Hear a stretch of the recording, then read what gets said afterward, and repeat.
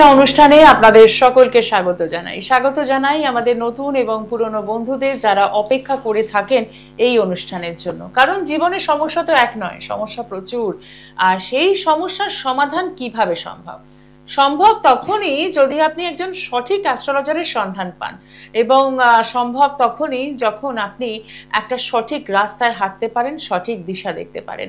আর তাই তো সঠিক দিশা অনুষ্ঠানের জন্য আপনারা অপেক্ষা করে থাকেন, কারণ সঠিক দিশা অনুষ্ঠান মানেই আচার্য শ্রী দুলাল, যিনি প্রত্যেকটা মুহূর্তে জন্মছক বিচার করেন। এবং শুধু জন্মছক বিচার করেই কিন্তু বিষয়টা আসে না। বিষয়টা কোথায় থাকে না, সংখ্যাতত্ত্ব রয়েছে বাস্তুতে, এবং রয়েছে আপনার হাতের তালু কি বলছে, হাতের রেখা কি বলছে, সবটাই কিন্তু সম্ভব।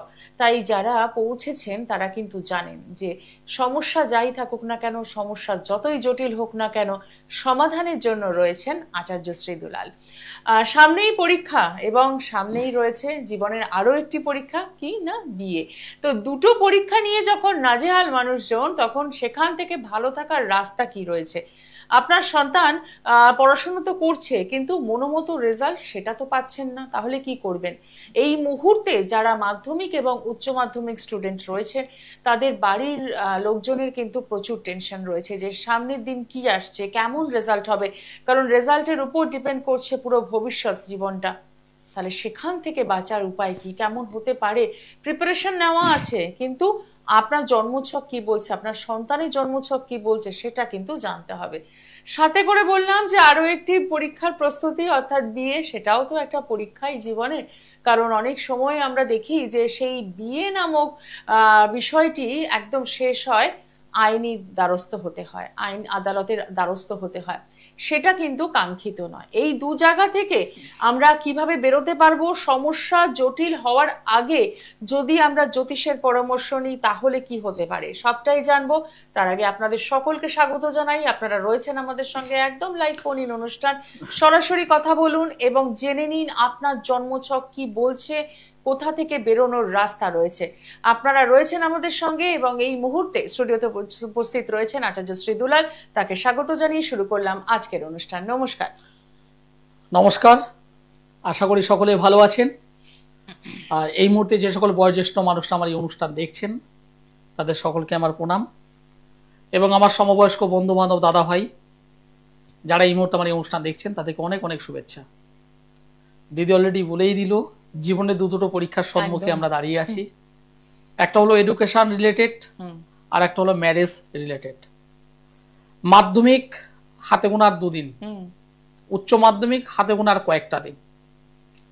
জীবনে সফলতা প্রত্যেকটা চাইল্ড হোক বা মানে সাকসেস হোক, এটা প্যারেন্টস হিসাবে, পিতামাতা হিসাবে অবশ্যই আপনি চান, আমরা প্রত্যেকে চাই সন্তান ভালো কেরিয়ার করুক, সন্তান ভালো জায়গায় প্রতিষ্ঠা পাক, সন্তান আগামী দিনে ভালো জায়গায় একটা ভালো চাকরি বাকরি করুক।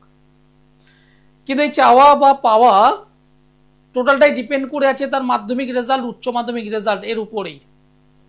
কারণ একটা বাড়ি আপনি তৈরি করবেন, 5 তলা বিল্ডিং করুন আর 10 তলা বিল্ডিং করুন, তার ভিতটা যদি ভালো না হয়, বাড়িটাই রিসেন্ট যেটা হচ্ছে কলকাতায় বিভিন্ন বড় বড় বহুতল বাড়ি আস্তে করে বেঁকে পড়ছে, ঢলে পড়ছে, হেলে পড়ছে। কেন?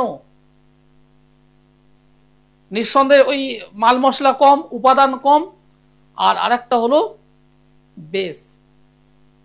সুতরাং আপনার ছেলেটিও পড়াশোনা, আপনি হয়তো তাকে চেষ্টা করছেন ভালো স্কুলে দেওয়া, ভালো কলেজে দেওয়া, এবং যে কারণে আপনি হয়তো হিউজ পরিমাণ অ্যামাউন্ট খরচ করছেন, কিন্তু ছেলে যদি মাধ্যমিকের রেজাল্টে যদি ডিস্টার্ব হয়, উচ্চ মাধ্যমিক যদি ডিস্টার্ব হয়, কি করবে? বেসিক্যালি ভাবুন, যেহেতু উচ্চ মাধ্যমিক দেবে সেটা এখনো টাইম আছে, কিন্তু যারা মাধ্যমিক দেবে তাদের ক্ষেত্রে এখন আর কোনো সময় নেই। ট্রিটমেন্ট করার দরকার ছিল অনেক আগেই। কিন্তু আজকের দিনে যে সমস্ত বাচ্চারা এখন এই মুহূর্তে ক্লাস 10-এ উঠেছে, যারা 2026-এ পরীক্ষা দেবে নেক্সট ইয়ারে, সেই সমস্ত পিতামাতা অবশ্যই সচেতন হয়ে যাওয়াটা উচিত এখন। একদম, না হলে ওই মরার সময় হরিনাম দেওয়া কাজ হবে না। একদম। সুতরাং এখন থেকেই ভাবনা চিন্তা করুন কি করবেন। ঠিক কথা। মানে অনেক সময় আমাদের একটা টার্গেট থাকে যে স্টেজে মেরে দেবো, স্টেজ বলে কিছু হয় না, স্টেজ বলে কিছু হয় না। আপনাকে প্রিপেয়ার হতে হবে। একটা জন্মছকে একটা জন্মছকে বুধ গ্রহ যদি ডিস্টার্ব থাকে, একটা জন্মছকে বুধ গ্রহ যদি ডিস্টার্ব থাকে, চন্দ্র গ্রহ যদি ডিস্টার্ব থাকে, তার ম্যাথ নিয়ে প্রবলেম হবে, ভুলে যাওয়ার টেন্ডেন্সি হবে, মুখস্থ করবে ভুলে যাবে, মিস্টেক করবে, স্পেলিং মিস্টেক, প্যারাগ্রাফ মিস্টেক, এগুলো করবে। বুধ যদি ডিস্টার্ব থাকে, পাশাপাশি চন্দ্র যদি ডিস্টার্ব থাকে, দুটো ডিস্টার্ব থাকলে তারা ভুলও মনা হয়। অঙ্ক করছে, অঙ্ক করতে করতে কিছুটা করবার পর ভুলে যাচ্ছে, যোগে জায়গায় বিয়োগ, বিয়োগের জায়গায় গুণ, গুণের জায়গায় ভাগ করে বসছে। প্রবলেম তো এখানে, মানে সিলি মিস্টেক যেটা একদম ঘটবেই। এছাড়া আরো অনেক প্রবলেম আছে। শনি যদি ডিস্টার্ব থাকে, তাদের ইংলিশে ডিস্টার্ব হয়, তাদের হিস্ট্রিতে ডিস্টার্ব হয়। টোটাল ম্যাথ, অঙ্ক, এর বাইরে কিছু নেই। এবারে সলিউশন অবশ্যই আছে। তার জন্য বিভিন্ন পদ্ধতি আছে। দীর্ঘ কয়েক বছর ধরে আছি আপনাদের সেবায়। এমন একটা মানুষ নেই যে আমার কাছ থেকে প্রতিকার ব্যবহার করেছে রেজাল্ট পায়নি, এমন একটা মানুষ নেই। হ্যাঁ, জোর গলায় বলি, হট সিটে বসে এইভাবে জোর গলায় বলি, এমন একটা মানুষ নেই। এবং যেমন পদ্ধতিগুলো অ্যাপ্লাই করার জন্য কিন্তু নির্দিষ্ট বিষয়টা জানতে হবে। একটা মানুষ পড়াশোনা করছে না, কোন একজন জ্যোতিষ বন্ধুর কাছে গেলেন, তিনি বললেন একটা নীল সরস্বতী কবচ পড়ো। আরে বাবা, নীল সরস্বতী কবচ আপনিও জানেন, আমিও জানি, কিন্তু সেই নীল সরস্বতী যে কবচ, সেই কবচটা কিভাবে তৈরি করা হয়? ওই হোমযজ্ঞের মানে ছাই ঢুকিয়ে দিলাম, বেলপাতা দিয়ে দিলাম, জবা ফুল দিয়ে দিলাম, হয়ে গেল নয়। তার কিছু সিস্টেম আছে, কিছু পদ্ধতি আছে, সেইভাবে কাজটা করতে হয়। শুধু কাজটা করলে হয় না, তার সঙ্গে আবার জব, ভীষণ ইম্পর্টেন্ট জিনিস। সঠিকভাবে সেটাকে জব করতে হয়, সঠিকভাবে সেটাকে জীবন্ত করতে হয়, প্রাণবন্ত করতে হয়। তার জন্য অনেক সিস্টেম আছে। অনেক জ্যোতিষ বন্ধু, তান্ত্রিক বন্ধু আমার অনুষ্ঠান দেখেন, আমি জানি, অনেক ভেতরে গল্প বেরিয়ে যায়, কিন্তু সবকিছু তো বললে হবে না। এই সিস্টেমটা যিনি জানেন তিনি রেজাল্ট দেন, রেজাল্ট দিতে পারেন। আমি জানি বলে আমি এইভাবে জোর গলায় বলি, আপনি রেজাল্ট পেয়েছেন, আপনারাও পাবেন। হতে হবে, হবে না বলে কিছু নেই, হতে হবে কাজ। একদমই তাই। বিস্তারিত আলোচনায় আসবো, কিন্তু দেখে নিই প্রথম বন্ধু কে রয়েছেন। নমস্কার। নমস্কার, আমি হাওড়া থেকে বলছি, অনিকেত হালদার। আচ্ছা, কার জন্য জানবেন? আমার ভাইয়ের জন্য। আচ্ছা, ভাইয়ের ডেট অফ বার্থটা বলুন। ভাইয়ের ডেট অফ বার্থ 6/5/2001। সময় ভোর 4:35। আচ্ছা, জন্মস্থান? জন্মস্থান হাওড়াতে। হাওড়াতে। অনুষ্ঠান দেখা হয় নিয়মিত? হ্যাঁ, অনুষ্ঠান দেখা হয়, আর দাদার চেম্বারেও গিয়েছিলাম। আচ্ছা, দাদার চেম্বারে গিয়েছিলেন? হাওড়া ময়দান চেম্বার, হ্যাঁ ঠিক। 2023 সালের অগস্ট মাসে গিয়েছিলাম। কার জন্য গিয়েছিলেন, নিজের জন্য না ভাই? আমার নিজের জন্য তখন গিয়েছিলাম। আচ্ছা, কি সমস্যা নিয়ে গিয়েছিলেন, যদি অসুবিধা না হয় বলতে?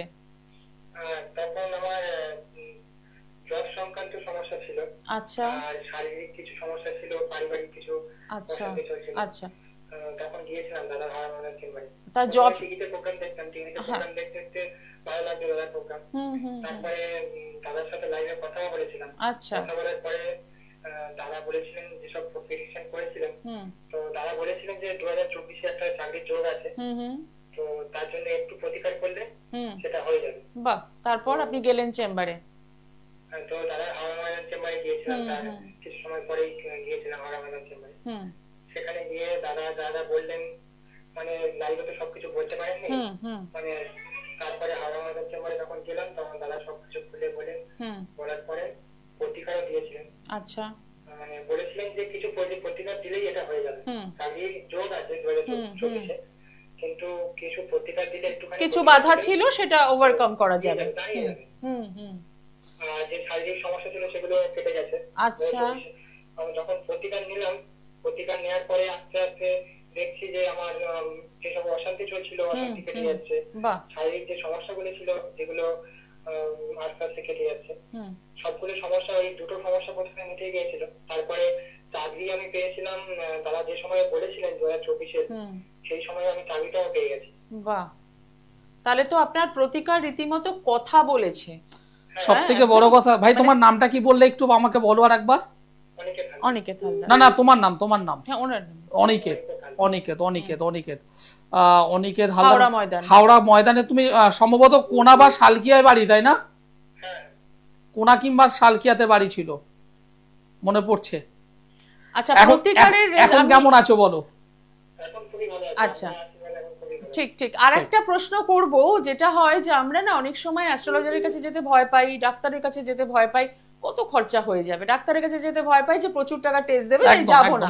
অ্যাস্ট্রোলজারের কাছে যেতেও আমরা ভয় পাই যে আপনি যে 3টে প্রতিকার করালেন তার জন্য মানে কতটা অ্যামাউন্ট আপনাকে খরচা করতে হলো, মানে সেটা কি খুব ব্যয়সাধ্য, মানে আপনার আয়ত্তের মধ্যে ছিল? আচ্ছা, তোমাকে ভাই, তুমি আমার কাছে আসার পর আমি তোমাকে কোনোভাবে ভয় ভীতি দেখিয়েছিলাম? একদম পরিষ্কার পরিচ্ছন্ন বলেছিলাম তুমি যদি পারো এই কাজগুলো করো আমি তোমাকে রেজাল্ট দেবো, এবং তুমি আমার প্রতি বিশ্বাস ভরসা রেখেছো। এবং আমি তোমাকে যে একদম আমি তোমাকে যে প্রতিকার দিয়েছিলাম সেটা তোমার সাধ্যের মধ্যে রেখে আমি করেছিলাম, এবং চাকরির যে ডেট আমি বলেছিলাম তার মধ্যেই হয়ে গিয়েছিল।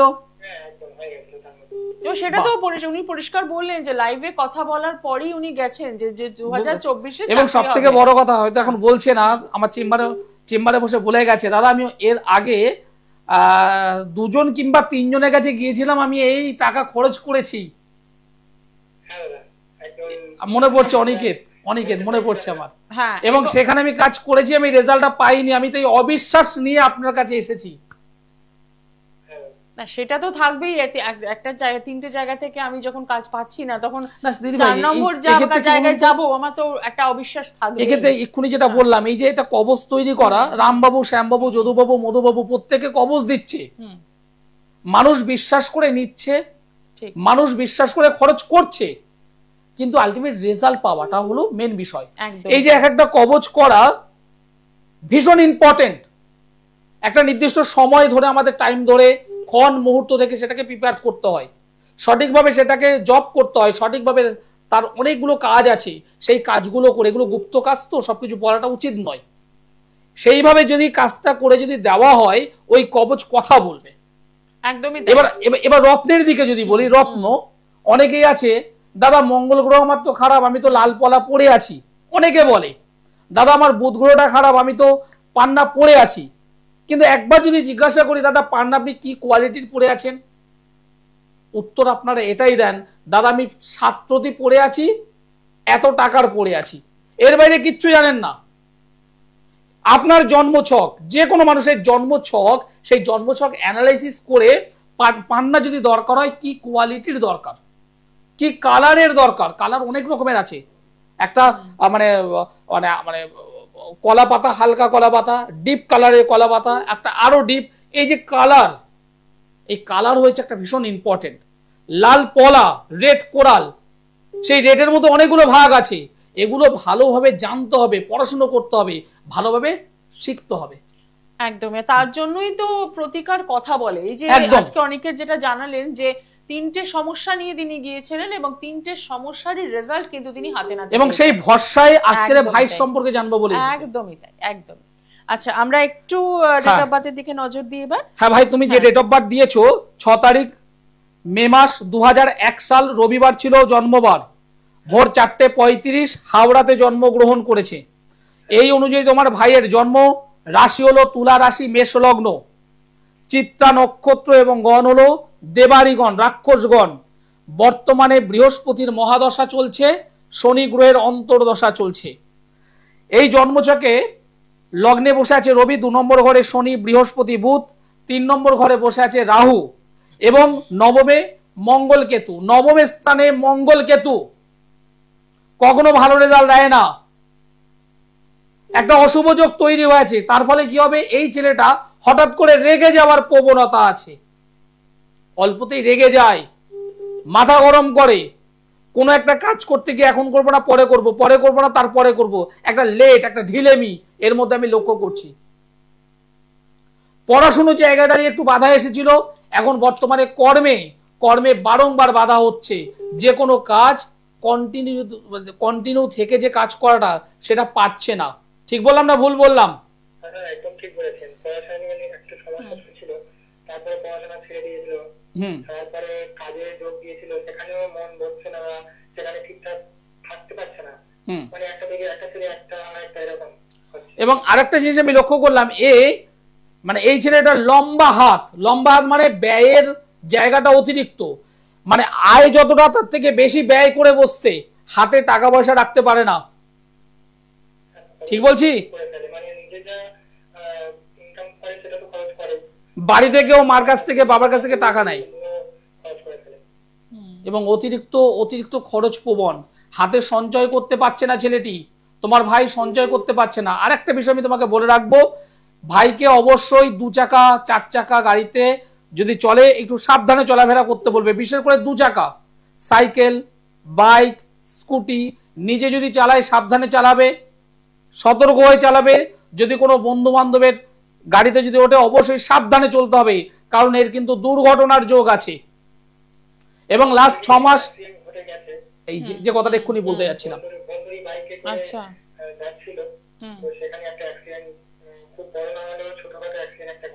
আমি এক্ষুনি যে কথাটা বলতে গেলাম, লাস্ট 6 মাস থেকে স্টার্ট নিয়ে নিয়েছে, আগামী 1.5 বছরের মধ্যে একটা টার্ম, একটা সময় চলছে, এই সময়ের মধ্যে দুর্ঘটনা ঘটবে। তুমি অলরেডি বলেছো দাদা একটা ঘটেছে, এরকম একটা নয়, এরপর আরো ঘটবে, সাবধান হতে বলো, ঠিক আছে?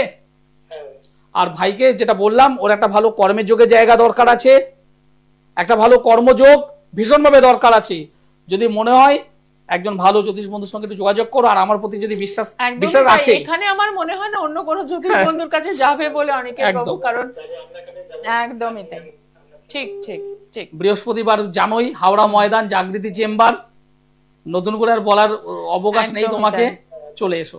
ঠিক, অসংখ্য ধন্যবাদ। এবং দর্শক বন্ধু, আপনাদের উদ্দেশ্যে একটাই কথা বলবো, আমরা অনেক সময় টেনশনে থাকি যে রেমেডি কি সত্যিই কাজ করে, রেমেডি এত টাকার নেব বা কেন নেব, কিসের জন্য নেব, এখান থেকে কি রেজাল্ট আমি পাবো। আজকে কিন্তু অনিকেত বাবু পরিষ্কার বুঝিয়ে দিলেন যে রেমেডি কেমন কথা বলে, সঠিকভাবে কাজ দরকার, সঠিকভাবে রেমেডি চয়েস করা। এবং সবচেয়ে বড় কথা, ও স্পেসিফিক 3টে সমস্যা নিয়ে গেছিল, এবং প্রথমটা যেটা হচ্ছে জব রিলেটেড, কবে পাবো। একটা ছেলের হাতে যদি টাকা না থাকে, সে প্রচন্ড ভাবে সমস্যার মধ্যে পড়ে, ফ্রাস্ট্রেশন আসবেই তার। জবলেস যারা থাকে তারা বোঝে জবলেস হওয়ার কষ্টটা কি। ঠিক, একদম ঠিক। সেই জায়গায় দাঁড়িয়ে এই অনিকেত যখন আমার কাছে এসেছে, ও আমাকে অলরেডি বলেছে দাদা আমি 2-3 বার অনেক জায়গায় গিয়েছি, কাজ পাইনি, আপনার কাছে আমি এসেছি ভরসা করে, আমি জানি না কি করবো, মানে কাঁদো অবস্থায় এসে বলছে।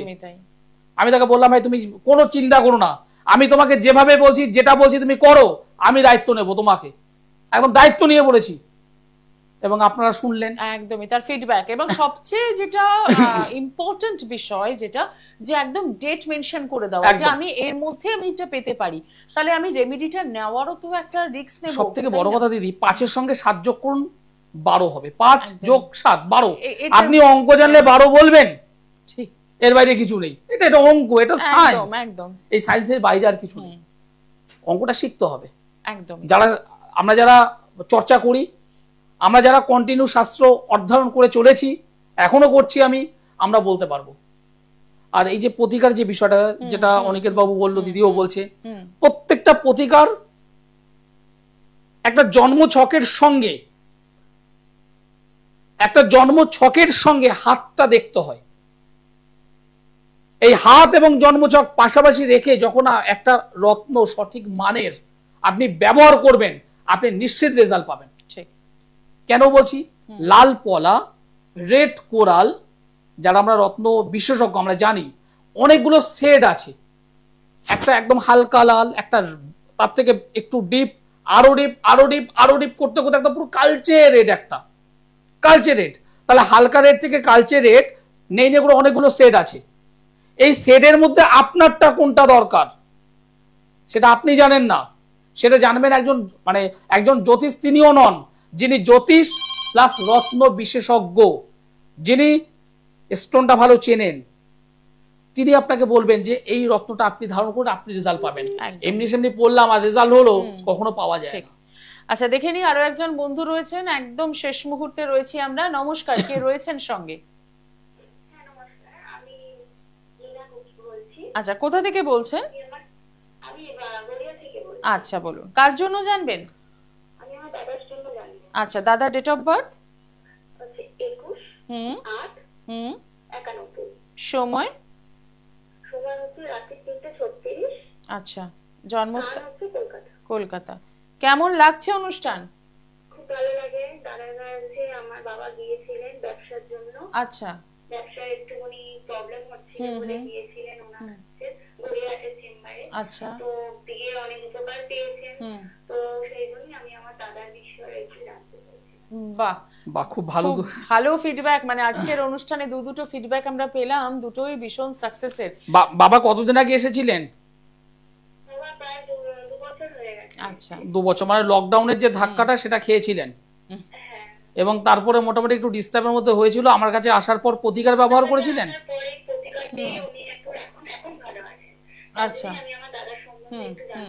মানে প্রতিকার করার পর উনি ভালো রেজাল্ট পেয়েছেন। যে প্রতিকারটা আমি দিয়েছিলাম, আচ্ছা, ব্যবসার সমস্যা ছিল।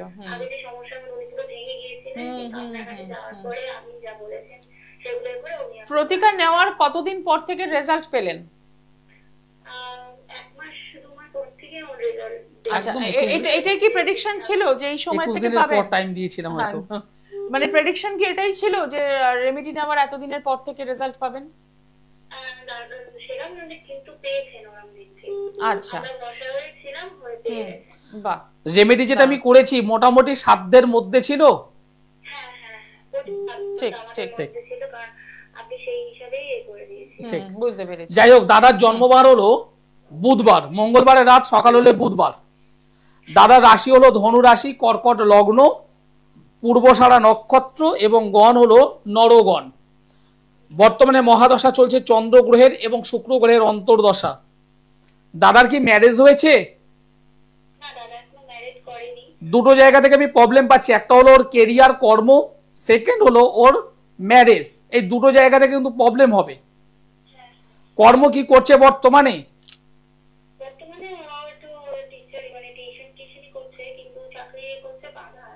হ্যাঁ, কেন বাধা আছে এবার সেটা একটু বলি।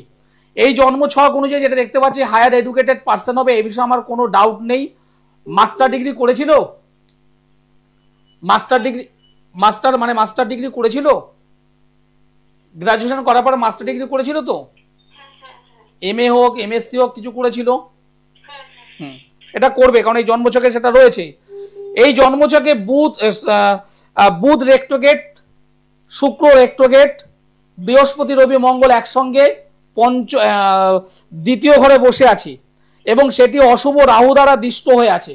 নেগেটিভ রাহু দ্বারা দিষ্ট হওয়ার কারণে এখানে একাধিক নেগেটিভ যোগ তৈরি করেছে। গ্রহণ যোগ, ছন্নছাড়া যোগ, দারিদ্র যোগ সহ একাধিক নেগেটিভ যোগ এমন ভাবে তৈরি হয়ে আছে, এই ছেলেটি, মানে তোমার দাদার কথা বলছি, বারবার পরীক্ষা দেবে, অল্প কয়েক নম্বরের জন্য মিস্টেক করবে, একদম কাট অফ মার্কসের সামনে এসে অল্প, সাপোজ ধরো 85 কাট অফ মার্কস, ও পাচ্ছে 84.75, একদম কাছে কাছে এসে কেটে যাবে। এবং এই ধরনের ঘটনা কিন্তু বারবার ঘটবে। একজন ভালো জ্যোতিষ বন্ধুকে দেখিয়ে একদমই তাই, একদম সঠিক জায়গায় পৌঁছতে হবে। এবং যেহেতু আপনার বাবা রেজাল্ট পেয়েছেন, তাই আর নতুন করে বলার নেই যে কোথায় যেতে হবে। স্কলিং এ যে চেম্বারগুলো রয়েছে, প্রত্যেকটি চেম্বারই আপনারা যোগাযোগ করতে পারেন এবং ভালো থাকার জন্য, এবং সবচেয়ে বড় কথা হচ্ছে যে রেমেডি যাতে কাজ করে তার জন্য কিন্তু পৌঁছতেই হচ্ছে আচার্য। যারা রেজাল্ট চায় তারা যোগাযোগ করবেন। আরেকটা বিষয়, অনেক মানুষ আছে যারা এই মুহূর্তে ফোন করছে তারা হয়তো পায়নি। যে সমস্ত মানুষ ফোন করেছে পায়নি, তাদের জন্য রাত্রি 9টা থেকে 10টা 1 ঘন্টা আমার সঙ্গে কথা বলতে পারেন নিচের ওই নম্বরটিতে। একদমই তাই। আজকে অনুষ্ঠান এখানে শেষ করছি। সকলে ভালো থাকুন। নমস্কার। নমস্কার।